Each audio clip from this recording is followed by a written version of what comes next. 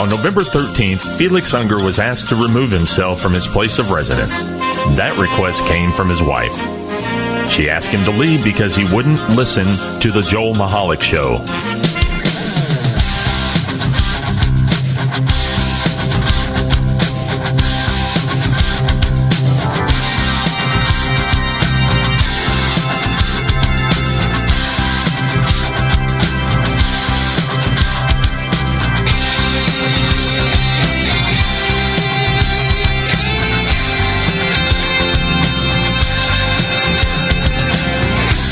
Well, hello, everybody, and welcome back to the Joel Michalec Show. I am Joel Michalec.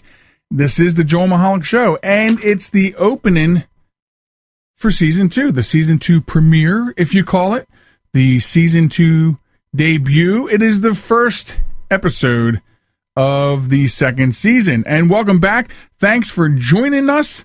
Thanks for joining me. Thank you for being here. We appreciate it, and we're excited because if you know me from the previous life, the show from the previous life, then you will recognize my guest tonight.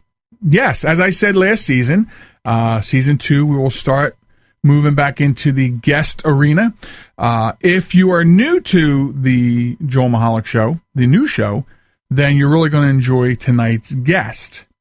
I will be joined in a few moments by the one, the only, the living legend, LaRobb. And he's a fun guy. He's a knowledgeable guy. And we're going to have some great conversation. And it'll be a lot of fun.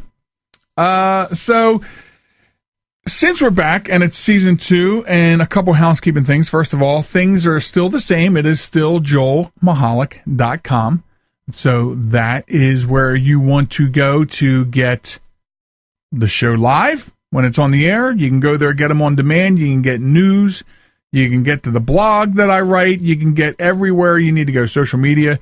You can stop by at Facebook at JM Talk and post there and check out the news and notes there. Also, Wombat of the Week is posted there.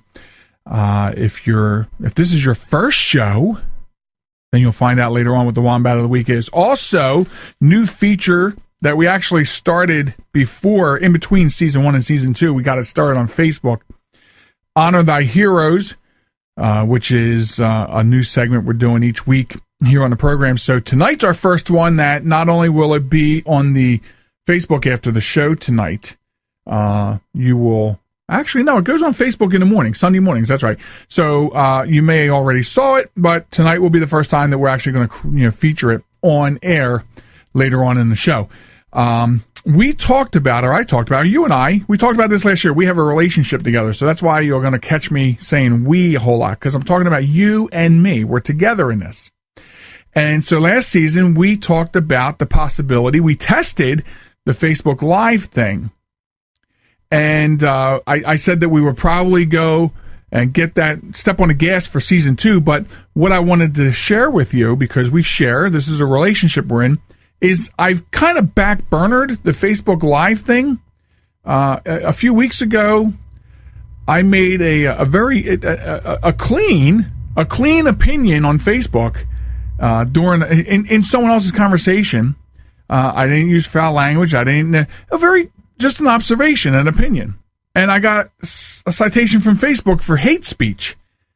And so I had to put the brakes down a little bit, because I have to tell you, if I'm doing Facebook Live shows, and you guys know some of the things we talk about and how I do not censor myself on this program. So the last thing I would want to do is have the show page shut down because the Facebook doesn't like my opinion. I mean, it's sad. They're a private company. They can do whatever they want. I get that. But I don't want to put you and I and our entertainment in jeopardy. So we'll stay with the audio for now. We'll see what happens later on. There are other avenues that I've already was exploring before and while we were testing Facebook, Twitch TV, YouTube. So we're still looking. I'm still working on some things. And I just wanted to let you guys know that. JoelMichalec.com, that's the website. And go there and have fun with me. Let's play online.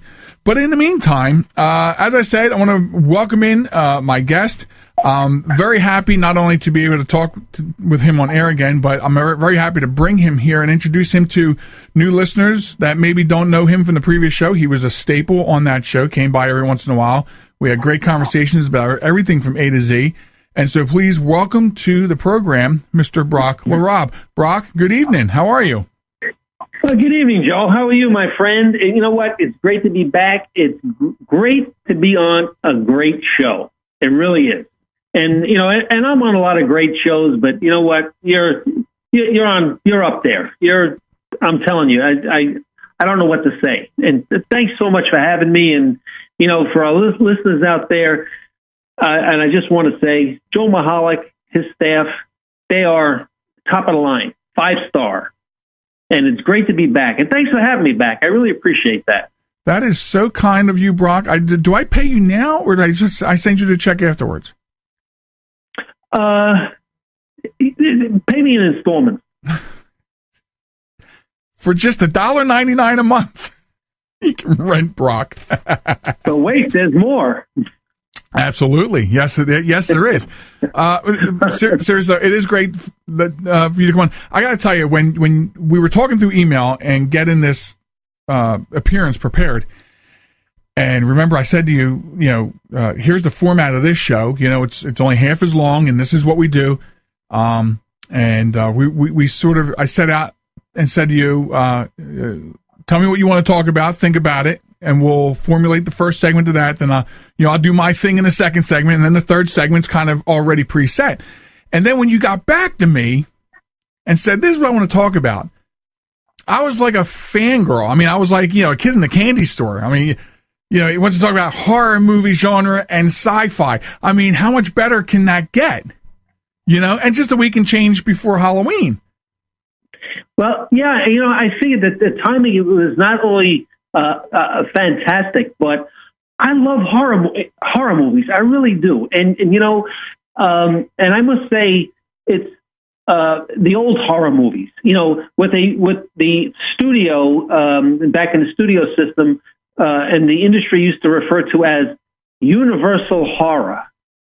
Mm-hmm. And Universal Pictures, Universal Studios, they really put the horror film on the map. They really, they knew how to do it. And I had figured that when you got here on the show and you wanted to talk about the horror movie genre, in fact, one of our big listeners out there, who I happen to work with, when she kind of saw the way the description of the show was written up, in the preview, and she doesn't like that horror stuff, and she said, I don't know if I'm going to listen. I'm really hesitant about what you're going to talk about. I said, listen, if I know Brock, I said, he's going to focus on the good old days of horror. And I was pertaining to, and I was thinking of, the Universal monsters. And you're right. I have that entire collection on DVD, all those Universal monsters. Yes. And you know what? It was great. That's the exact way to refer it. The Universal monsters. Yeah. And you kind of get chills because I love to get scared. I was talking to a friend of mine recently, and he was telling me a story that when he was taking a certain multivitamin, he would get nightmares. And I said, tell me what those vitamins are. I want to take them. I said, I love nightmares. He thought I was crazy. And I said, no, I get the best ideas when I have a nightmare. I would have a nightmare and get up, and I always have something near the bed, and I would scratch down information for my books because, when you have a nightmare and you get scared, it's, to me, I'm there.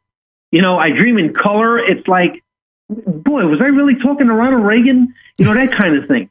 And I really like to get scared.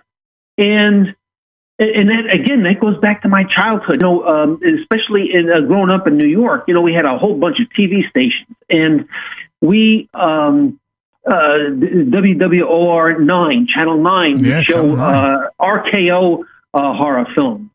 And WNEW Channel 5 would show some of the Universals, but there was always Frankenstein was on all the time. And one of my all-time favorite horror movies is The Bride of Frankenstein. Mm-hmm. And for a 70-minute film, I think that encompasses the entire, to this day, the horror genre. Right. You look at those elements. And just something very simple. I was explaining to a couple of people the other day, actually. I was given a brief talk to one of the local groups here, and afterwards, we were talking about Halloween. And somebody said, "Oh, yeah, the boogeyman." So I said, "You know where that expression comes from?" And they said, "No." I said, "Well, actually, there's a term. It's an old English term that was used here. To refer to somebody as a booger, B-O-O-G-E-R, not something that is in the nose, but when you refer to somebody as a booger, it means an evil man. So when parents would want to get their kids to go to bed, and they'd say, "You don't want the boogeyman to come." And that's how that expression, the boogeyman, came about, because of the word booger. Isn't history awesome? And it's tremendous. And I love to watch and even study the Universal horror film. And what I thought was very interesting was film historians, which I argue a lot about, and I'm a film historian. They say that, the Wolfman, that was a B film. You know what? The Wolfman was not a B film. The Wolfman was an A film. If you take a look at it, if you take a look at the writing, the production, and the cast, that had a tremendous cast. I mean, Claude Rains was in that film. Mm-hmm. It's not a B film if Claude Rains is in it. No, I thought it was. I agree with you. I mean, today, watching them and respecting the movies as I do, to me, they all seem to be A movies. So you have the original Universal monsters, Frankenstein, Dracula, the Mummy, and Creature from the Black Lagoon. Now, so you had that going 40s. I'm not sure if they crawled into the early 50s, but definitely late 30s through the 40s. And then, for me, the next big stop in horror was the late 60s into the 70s, Hammer films. Hammer films kind of rejuvenated the Universal monsters. I thought they did a good job with them for the most part. Yeah. I know there were a couple that were, and these were cheap. These were B-made movies. These were, the cheesy effects. Peter Cushing and Christopher Lee and a host of other Brits. And you're absolutely right. The Hammer films, and the titles were the same: Dracula, The Curse of Frankenstein, mm-hmm. The Horrors of Frankenstein, right? And Christopher Lee, Peter Cushing, and I'm trying to think of the other actor, a heavyset guy who was a terrific actor, James Robertson Justice. He turned into a few of those. But it's interesting too, because the horror film, you can trace that back to a 14-minute film made by Thomas Edison, and it was called Frankenstein. It was 14 minutes. I've had the opportunity to see it a few times. There are a few prints out there.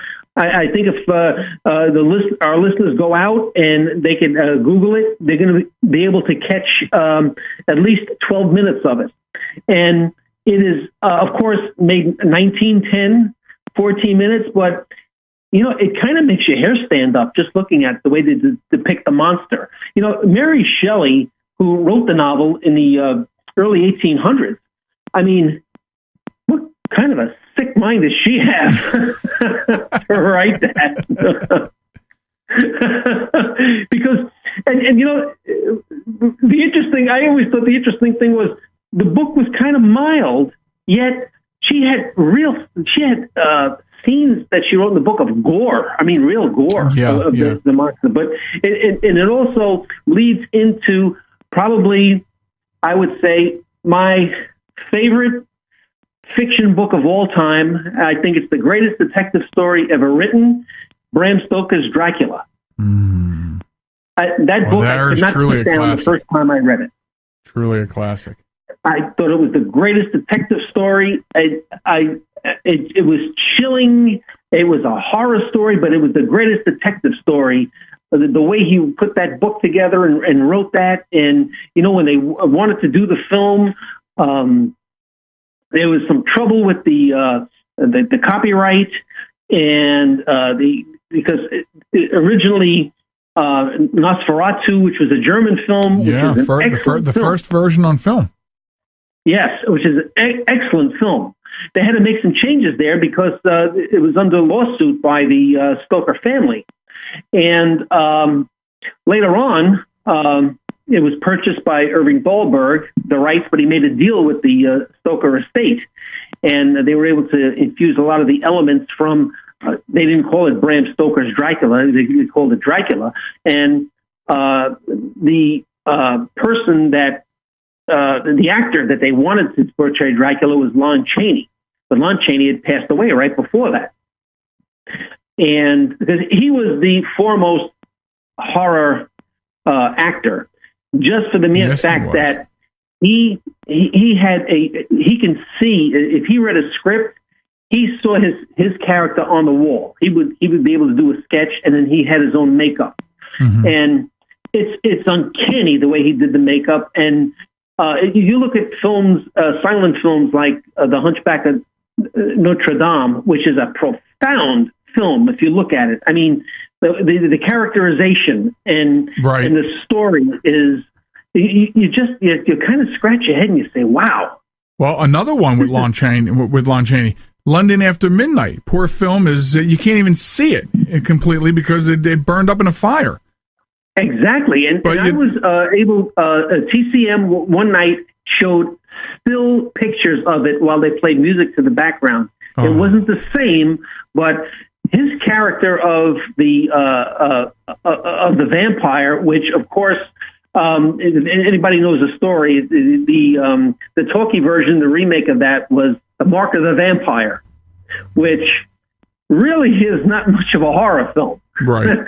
It's kind of mild. Bela Lugosi is actually in that film, and he spoofs himself as Dracula. It's kind of funny at the end.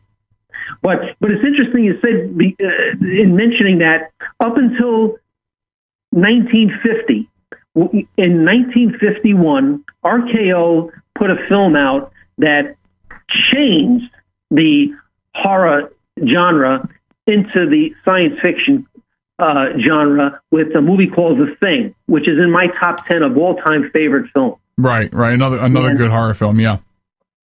And yeah, it's a horror film, yeah, but it's a sci-fi film, it's a fantasy film.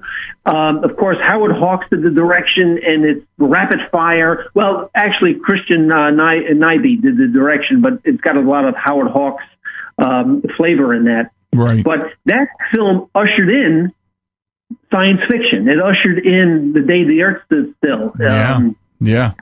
Forbidden Planet, which is one of the classics. And then after that, you had Earth versus the Flying Saucer, and then everybody piled on. Oh, sure. And what I want to do is after the break. In fact, you're already doing it. You're shifting gears because I want to make sure we cover the sci-fi stuff too. And a real quick point before we get the break too about The Thing is a great original. Then they did. John Carpenter did the remake, which I think is an A movie. He did a really good job on it. And then, surprisingly enough, a couple years ago, they did a reboot, which was a prequel to John Carpenter's, and it put some puzzle pieces together. It had the same title, The Thing, but I think all three films were great. Yes. But yeah, you're right. It's sort of like it was like horror giving birth to science fiction, and then and so what Brock and I are going to do when we come back from and the breaks, as you know, if you're listening, they're real quick. Not going to take much of your time, but we're going to move into a little bit of sci-fi. And I think we could agree on is sort of like maybe the grand wizard of a lot of sci-fi, Forrest Ackerman. So we're going to talk about that and some more, and a whole lot more coming up after that. So stick around for 90 seconds. I'll be back right after this. So I use my computer every day. I'm not even sure how I get along without it. But I wasn't prepared for a virus. A Trojan, they called it. One night I'm cruising along, and the next night I can't do anything. I was afraid it was going to cost me a fortune. Boy, was I surprised. They had me back up and running the same day I called them. I really like PC Tech Rescue, and you know what? My wallet likes them too. Are you troubled by computer problems? PC Tech Rescue should be your very next call. Whether the problem is viruses, hardware, software, or any other issue, they can diagnose your problem and have you back up and running fast. With more than 25 years of industry experience, you can be sure you are getting dependable and affordable service. Call today, 484-429-6061, or email us at pctechrescue@gmail.com.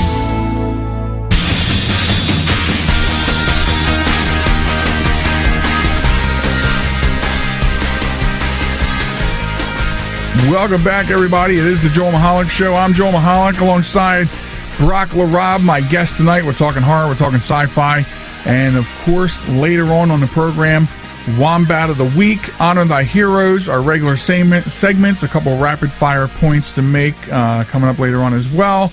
And you can visit me, joelmichalec.com. That's where it all happens. That's the gates to my heaven, and you're going to get everywhere else from there. Go there, and the show will it's right there. You can listen on demand or on tonight when the show's playing. It's there to be played. So it's a one-stop shop. You don't have to worry about this. You don't need a player. You don't need all this stuff. You just go there and you be happy. So Brock, we were moving very well from horror into sci-fi. And I think you segued it better than I could have imagined myself segueing that by talking about The Thing, because The Thing really takes the horror, puts the sci-fi twist on it, and that original one really dug into your imagination. That original one, in my opinion, is not only ushering in the sci-fi film, but by the way, Forrest J. Ackerman, he's the one that coined the phrase sci-fi. Yeah. He created that. But now I'm watching the thing, and actually I watched it again over the weekend. And of course, when it's the 50th or 60th time I'm watching a film, I try and study different things. And as you know, I watch films, probably the same film 60 or 70 times. And, there's worse things you can do. But anyway, right.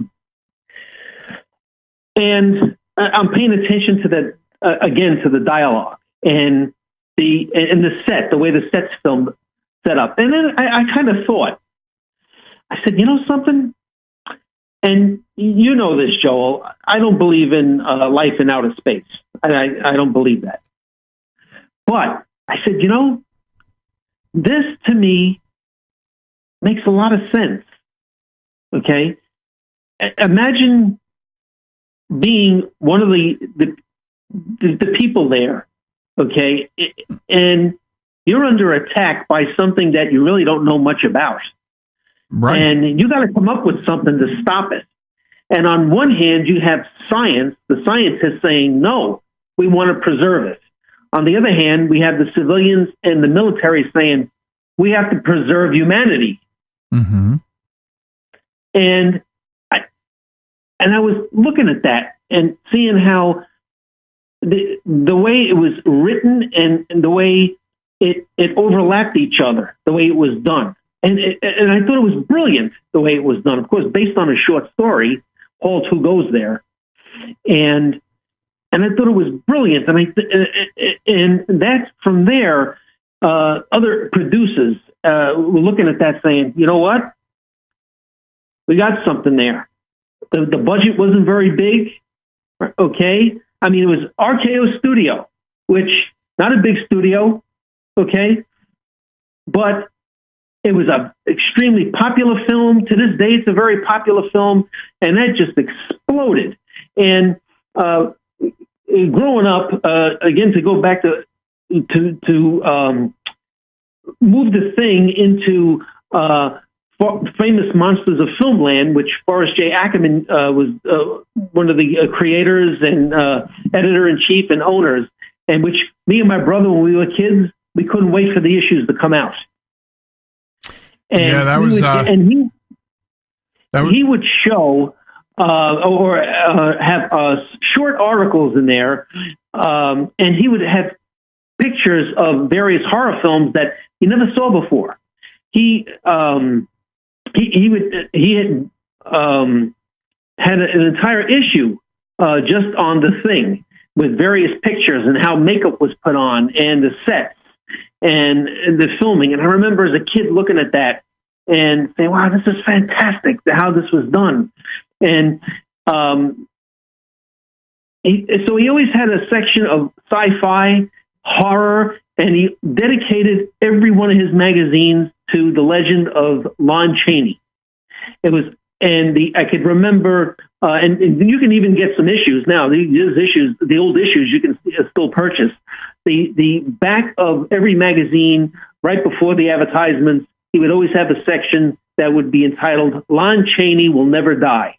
And there would be different pictures of Lon Chaney in various films and maybe some personal pictures. And the man was tremendous. He just did tremendous things. And he was such an influence. I mean, he influenced George Lucas and Billy Bob Thornton and Spielberg. I mean, he influenced these guys growing up. Those guys are our age. And growing up, they did the same thing. You know, you grab famous monsters of filmland and see, man, this is great. Where does this guy get this stuff? Well, he essentially was the founder of science fiction fandom. Like, I mean, he gave birth to the entire fan base, for the last umpteen decades, since sci-fi was born. Yes. And I'll tell you an interesting influence, just on a personal note. I'm in the third grade, and I just finished reading one of the issues of Famous Monsters of Filmland. So I created my own horror monster newsletter, and I sat there and I would critique horror movies, and of course it was terrible, and nobody wanted to buy it. I sold it for 2 cents, but the old man that lived next door, Mr. Brennahan, he would buy them. Give me the 2 cents he'd buy. He probably threw them away. I don't know if you read them, but he was the only one that bought my horror monster. It was called Filmland News, and I was doing the same thing. I was critiquing these horror movies. Wow! And that was such an influence he had, because we just loved those magazines. We get those, and it's great because he would have monthly, and then he'd have sometimes bi-monthly, and then he'd have an annual. And the annual was, slam banger. He'd have everything in there. It was just, he'd have pictures of the 1933 version of King Kong in there that you never saw. That was just fabulous. Like behind the scenes pictures and whatnot. Yes. He was just a great influence. And even somebody there was a producer, Bert I. Gordon, who tried his hand at some fantasy films and things like that. Ackerman gave him a shot in the magazine a few times, writing some articles and showing some pictures. And he would have the greatest still shots. It was something. And, it's really interesting how there's even, actually, before I forget, there's a documentary about Ackerman that was made in 2010, I believe. And it was called the Acker Monster Chronicle. And it's about how Forrest J. Ackerman had just had his interest, and it just came up. And there was the spin-offs. He had a spin-off, I think it was called Monster World. That documentary actually, Brock, was actually 2012. Oh, it was 2012. Okay. Yeah. Thank you. I'll tell you. But I have this. I wanted to tell you, especially when you said you want to talk about Ackerman, and I knew that we were going to probably get into a lot of, like you're talking about, a lot of your memories and what he's done for you. He was a literary agent. Yeah. And one of the people he was an agent for was Ray Bradbury, among others, L. Ron Hubbard, and, but let me tell you, so people talk about X amount of degrees of separation between you and someone else. So here's my connection to Ackerman through Ray Bradbury. The first thing that I read and consequently saw the short film, I forget a cable channel when I was still a preteen or around those young years. It might have been HBO. I forget. They were doing these compilations of horror shorts. So the first thing I read from Ray Bradbury, and then not even a year after that, whatever cable channel was, had a movie short based on it, was The Crowd. Yes. The Crowd was my introduction into Ray Bradbury. And it was a perfect story to get hooked into, a writer, because it was the entire concept of it was creepy. Yes. And yes. And so I wanted to had that in my head to share with you, because that's my connection all the way to Ackerman, if you will.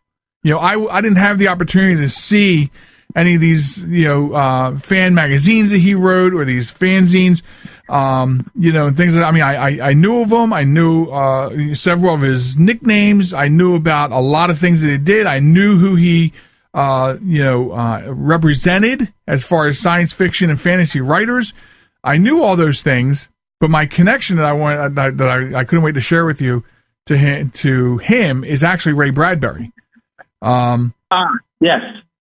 And just and he gave birth to all this. That's the greatest thing about it. When you think it's uncanny. Yes. And you're just tipping the iceberg of it. How his influences come through, and you know how we mentioned again through the years, there's an evolution of the zombie film and the slasher film, and it just evolves, of course, to the times. But the horror film also had its share of comedic films. Mm-hmm. The haunted house films. Lon Chaney Jr. once said that Abbott and Costello destroyed the horror film genre. Which I don't agree with. No. Because I think the horror film genre bounced back with Abbott and Costello. I think Abbott and Costello did a great job with the horror genre. I did too. I really did. And they, well, you know what? It's Abbott and Costello. They knew how to do it. Yeah. Right. And as a matter of fact, I think this Sunday night on the wonderful Svengoolie show is going to be Abbott and Costello meet Frankenstein again. And, wow. And I don't think anybody gets tired of watching that film. And I know there's probably a lot of millennials listening to the show going, who the hell are they talking about, Abbott and Costello? Well, you know what?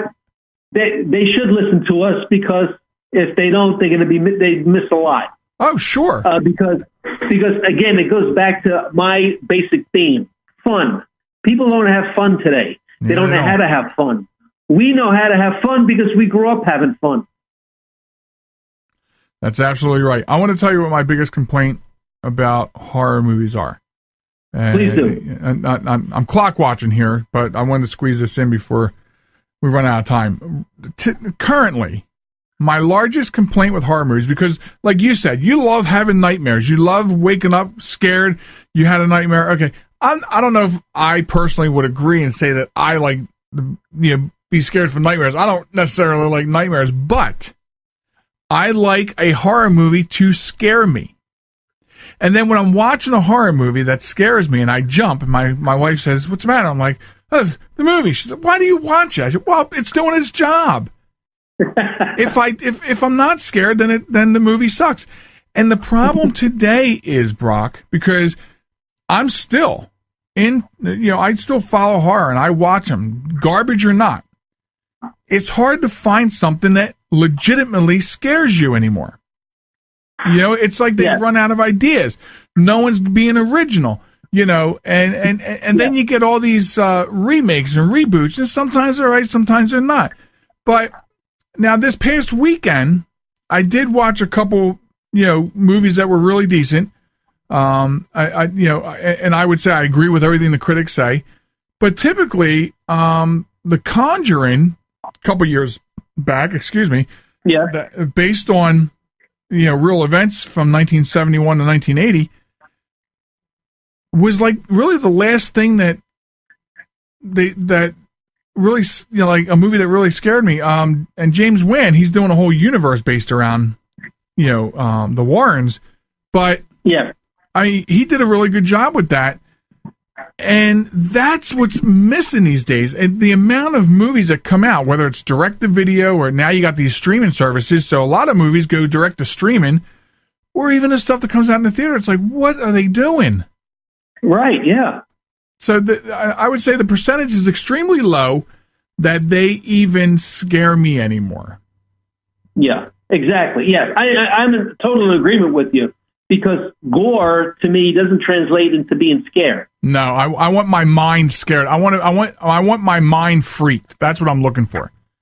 Yeah. I don't need gushing blood and, you know, girls screaming and boobs all over the TV. Well, I mean, anyway, but correct. You know, you want to be scared. That's what you're supposed to get from a horror movie. You're supposed to become scared, and you know, it's just something that's not happening.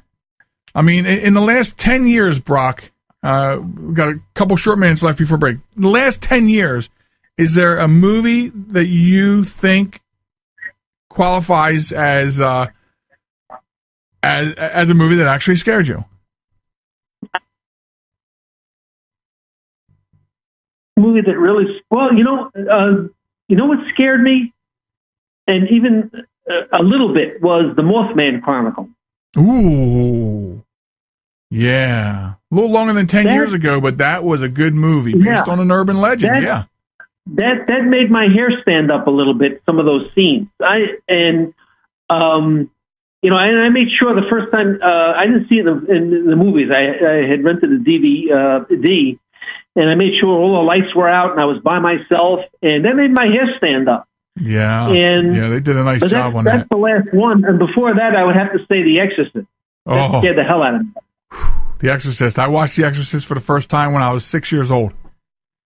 That's about that's about the time that my parents let me start watching, you know, scary movies. When I was 10 years old, my mother handed me my first horror novel. She just got finished with it. She says, "Here you go." It was Stephen King's The Shining.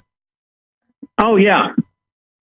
So that was my baptism of fire, as it were, into the horror genre. And then, of course, man, the next time you come back on the show, we're gonna have to maybe stay with horror, go a different direction. There's a lot of horror writers out there that deserve praise. Yes. That we could talk about too. I mean, some of the ones we mentioned that Ackerman had was an agent for, and of course, there's a lot of modern ones, that deserve a lot of credit for what they're doing. And we would have to get to that too. So, you know, I'm looking at my crystal ball, and I see a vision of Brock revisiting very soon. You're like the Amazing Kreskin. Yeah. The Amazing something, that's for sure. Just amazing. Okay, so but before we get the break, and Brock's staying for the last segment, but just to bring everybody back up to speed, what is going on when we come back from break? We have our usual stuff. We have our Wombat of the Week. I had this Wombat of the Week on deck since the week after season 1 went out. So it's been, I got to get the dust off it. It's been sitting here waiting. I have my new segment, Honor Thy Heroes, where we'll tell you about that. We'll tell you how you can get involved in Wombat of the Week, and I'll tell you how you can get involved in Honor Thy Heroes after I tell you about that. That's coming up in the next segment after we come back from break. I have a couple of rapid fire things that we'll banter about for a few minutes before we cover the regular stuff. And just to remind you that bookmark my page at joelmichalec.com. You have to. It's important that you bookmark it. That way you can come back time after time, as the song says. And also, you can follow me on Facebook at JM Talk. And lots of cool stuff going on over there. We do video wombats of the week. So if you didn't get enough, I post videos of idiots too. Anyway, coming back right after this, and we will finish this up. Don't go anywhere. Coming right back. This message is for all of you sitting in the passenger seat. And apologies if it gets a little uncomfortable. But how does it feel to be at the mercy of someone who thinks a random text is more important than your life? Someone who takes their eyes off the road while speeding along in a 3-ton hunk of steel. Freaky, right? Well, why not just ask them to stop? Or better yet, volunteer to text for them. It might be a little awkward, but believe me, you'll live. Learn more at stoptextstoprex.org. Brought to you by the Ad Council and the National Highway Traffic Safety Administration. Broadcasting from a crummy little studio in Baltimore, Maryland. This is Reality One Radio. You see why we need your donations?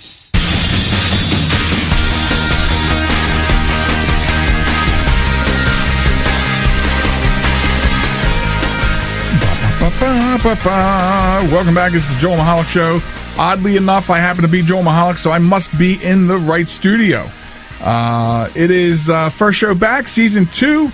Glad you all came along. Remember, joelmichalec.com. You can listen to the shows on demand. I know your schedules are tough on a Sunday night, and that's why we make sure that we put them right there on the front page of the website. You don't have to go very far, and you can listen to all of them. You can download them at Spreaker.com. Put them on DVDs or CDs or any kind of audio, but put them on iPods. Buy iPods, put all my shows on them, and then mail them to all your friends and enemies for Christmas. But that's where you go. Brock LaRobb sitting in with me, the man, the myth, the legend. This segment, we will be getting into our Wombat of the Week and our new segment, Honor Thy Heroes. I'll be getting all that. First, couple thoughts. As I went through the week to get to this point, I was just, how would you say, Brock? I was observing life around me. Yes, better. And so I make these notes. And one of the things that I don't usually have to do it this way because I dedicated most of the show. I wanted to talk about what you brought because you brought great stuff. And so I probably would have made an entire segment out of these couple bullet points, but I made them bullet points this time. For example, I'm watching the news, and I see this week that U.S. District Judge James Otero, I don't want to mispronounce it, this past Monday, he dismissed a lawsuit from adult film star Stormy Daniels, claiming President Trump defamed her when he suggested that she had lied about being threatened to keep quiet about their alleged relationship. So I'm thinking to myself, because part of this process is Stormy Daniels is being told she's got to pay President Trump's legal fees for that suit. So I'm thinking to myself, does this mean he will be the first man in world history to get a refund from a stripper? I mean, is that what it boils down to? You know what? I kind of like that. That's a really good point. Or how about this? I just thought of this. All the people that sent money to contribute to her defense fund, they're actually paying Donald Trump. I know that, and that occurred to me too. It's like all these people that complain about him, about the whole scenario, about the, and then I'm going to fund her account. Sue the bastard. I'm going to fund your account. Well, you're paying money now to President Trump, you idiot. Right. Anyway, that was just a random thought, about it. So a while back, you can tell this is episode 1, folks. I'm going to tell you why. Because I'm losing my voice, and really, Brock's carried the first 2 segments of the show. My voice is not used to this. I've been off for like 10 weeks. So, well, there's plenty more where that came from. Right. Will the White House have to issue 1099s, everybody? I don't know. So a while back, you may recall, if you listen to the first season, I called out the flat earthers on the show about their insane beliefs that the earth is flat and not round. And then I I made some enemies from the Flat Earth Society and other flat earthers in that arena, which is fine. I don't care. Stalk me on Twitter, which is what they're doing. I love it. Popularity, baby. But anyway. Yeah.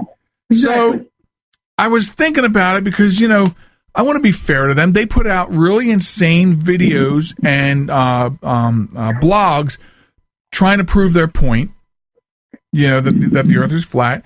So I was trying to think there's got to be some proof that it is round that I can offer them that they would be able to accept and not think that I'm just picking on them. Well, I figured it out. Folks, I have the irrefutable proof that the Earth is not flat. Here it is. If the Earth was flat, don't you think cats would be on the edge of it, knocking shit off? Because that's what they do.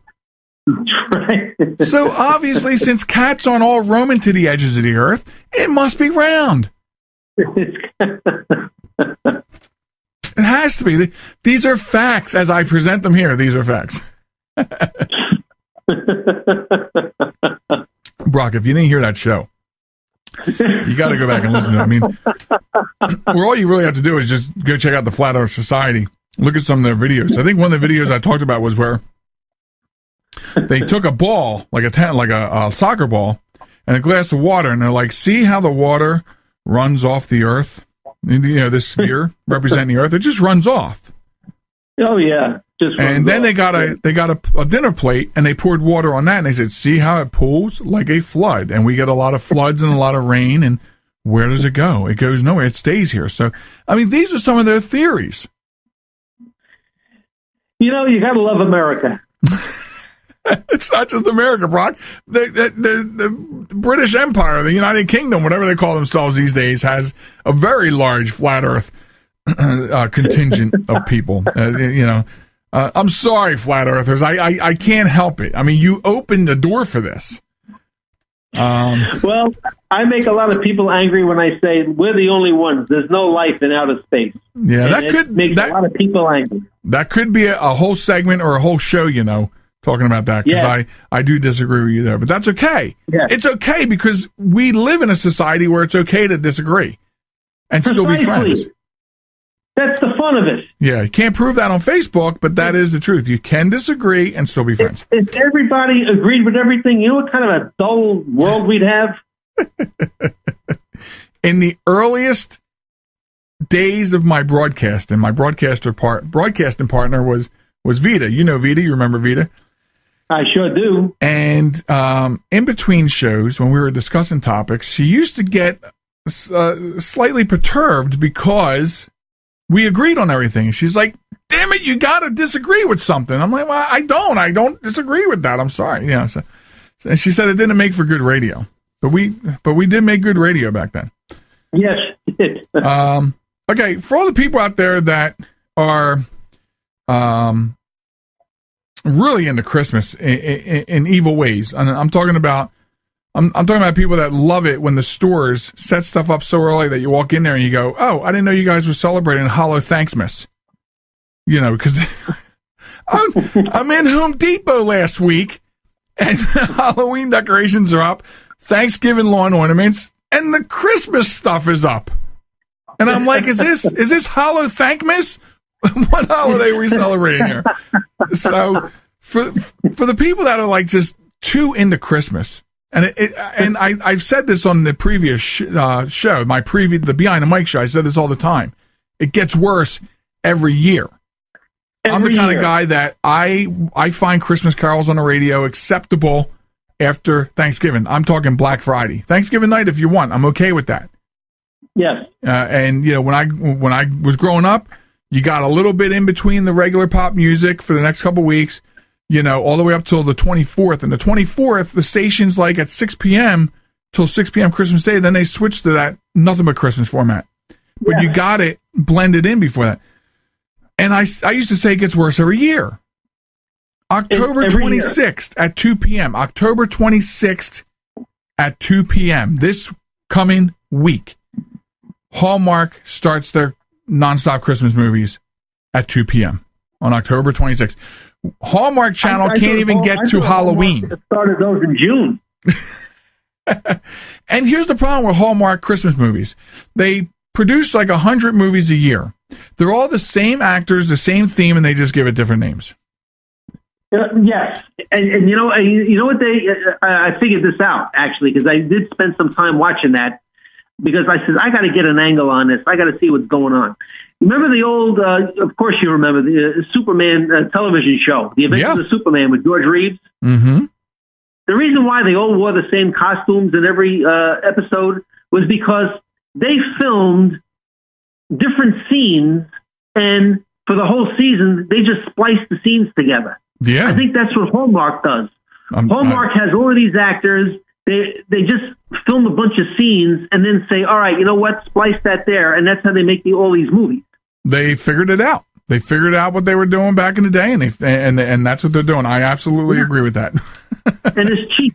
And they all have to say, everybody always hugs at the end. Yeah. It's so lovey-dovey at the end. Yeah, I hate that. And I really despise cable TV showing Christmas movies all year long. I mean, come on, cut me a break. Well, my favorite Christmas movie is The Godfather, so that's all there is to it. Listen, I'm going to tell you something. There are only two types of people in this world, Brock. The people that know Die Hard 2 is a Christmas movie, and everybody else. Anyway. Exactly. Okay, so I got a really big Wombat of the Week this week. First of all, if you're a new listener to the show, then let me tell you how you can participate. Wombat of the Week is basically stupid people doing stupid things, and it winds up in the news. Okay, and then I want to exploit that, and we call them Wombats, Wombat of the Week. And of course, on the Facebook page at JM Talk, you can go there because I will occasionally post video Wombats, stupid people doing stupid things, and somebody was filming it. So that's what Wombat of the Week is. How can you get involved? You can get involved by emailing me stupid people doing stupid things, news stories, because there's so many of them out there. And I've got to do all this, and it's hard for me to keep up, so I like it when people send them in. And then I can sift through them and pick out the one that's going to be, featured on the show, which will also then be featured on Facebook. Now, this one it's interesting because this was on a bunch of news stations, and according to Snopes.com, and not like I have no faith in Snopes.com anyway, but they said it's just an unverifiable story. But apparently, there was on a website called, it had something to do with wedding shaming. Somebody popped up on there and exploited their cousin Susan because she canceled her wedding and broke up with her fiance after her guests refused to pay for their $60,000 dream wedding.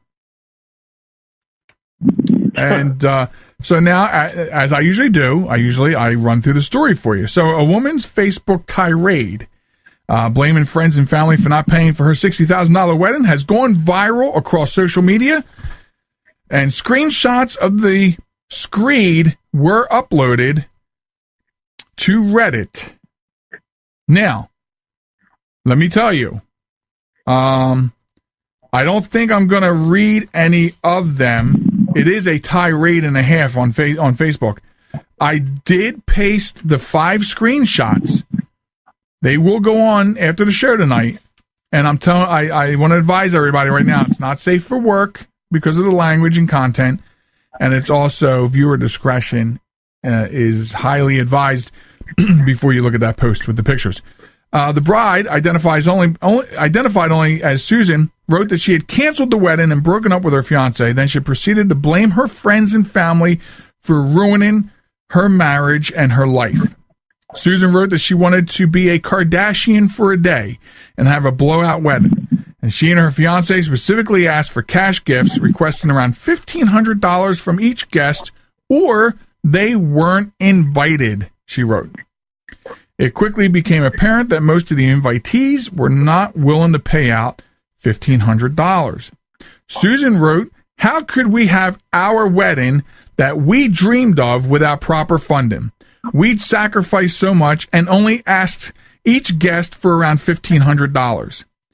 Desperately, we resent our invites and ask people to donate what they could. I mean, seriously, people, what is $1,000? What is $1,500? Clearly not a lot, she continues in her tirade. I can't make this stuff up, man. Susan said her now ex suggested they marry in Las Vegas to save money and that she, quote unquote, laughed in his face. Some people on Reddit had asked if the screenshots were even real. Yes, this is a living, breathing human being, according to Susan's cousin, who wrote in an update. Clearly, she has entitlement issues, but I have never known her to be this obnoxious. So, Susan is our Wombat of the week. I don't care what Snopes says. And I'll tell you what, even if it's fake, bravo to whoever faked this. But still, nothing's come out to prove that it's fake. And tonight after the show, you will be able to see the 5 screenshots of her tirade. Her tirade took 5 pages to print out one tirade post on Facebook. Yes. So feel free to look. Just don't look at it at work. I don't want anybody leaning over their shoulder. I will not be responsible for people getting fired from their job for reading that post on my page while you're at work. Don't do it. Okay, we may have to go over time a couple minutes. Next segment, excuse me, hanging on to the thread of my voice. New segment, if you follow the show on Facebook, you may have seen this. The segment's called Honor Thy Heroes, #HTH. And this is the Joel Michalec Show's way of chronicling, featuring, if you will, police, fire, EMS, first responders doing amazing things. And we've had some amazing candidates that we featured already on Facebook. And,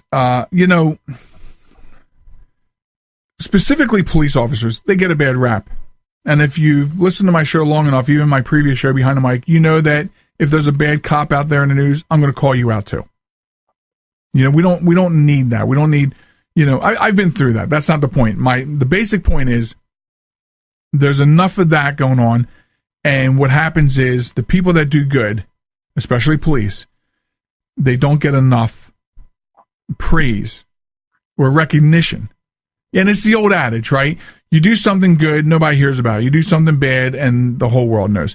Or the whole circle that you're in, everyone at work. Whatever the circle is, that's how it works with everything, including law enforcement. So we've been heavy in this feature with police officers.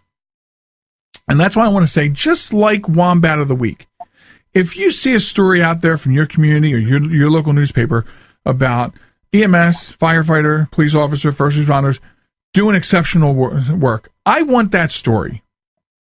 I want that story because we want to feature them here on the show. We want to give them the recognition that they deserve. And so if you've been to Facebook today, then you've probably seen this. Okay, our Honor Thy Hero. Our hero this week is Deputy John Vosberg. He is with. This is the first time I'm actually doing one on the show, so I guess it's not as organized. I have the news story with me, and that's how I do everything else. But so he's a deputy, and he's from the Niagara County Sheriff's Office. And because of him, and of course the quick reactions of Good Samaritans to get help to the situation, apparently a 4-year-old girl with special needs had wandered into Cruel Park somehow, and then wound up in Lake Ontario. And by the time Deputy John Vosberg gets to the scene, she's 60-some yards out in the water in Lake Ontario, and barely keeping herself above the waves. Without a thought, he dives into the cold waters of Lake Ontario, swims out, and gets her back to shore within minutes. And she's still breathing and still conscious when he gets her back there. And then by that time, EMS gets there, and I mean, everything just worked out perfectly for the timing. And that's the thing. We featured another officer in between seasons. Same thing. Did not hesitate. Jumped over a bridge, an overpass, to follow a jumper and save that person's life. And you just don't hear about these people enough. So, according to the Niagara County Sheriff, Jim Vautour, the girl who's nonverbal, has special needs, somehow wandered from her home on Main Street sometime before 8 a.m. I mean, think about that. Before 8 a.m., parents are getting ready for work. People are doing their thing, and this child with special needs, she gets out the open door, goes for a walk, and next thing you know, she could have easily lost her life. She could have drowned. Like, Ontario is a big lake. They're like oceans. They have waves.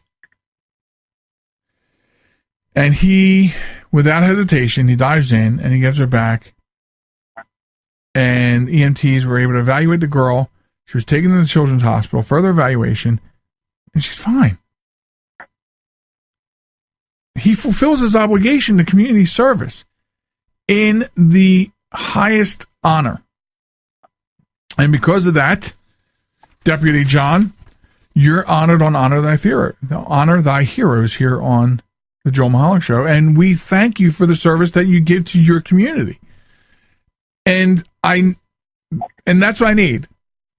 People send me wombats a week. That's great. I want you to send me heroes too.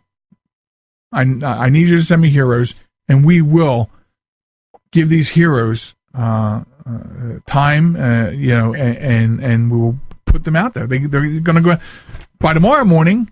He'll be all over our social media.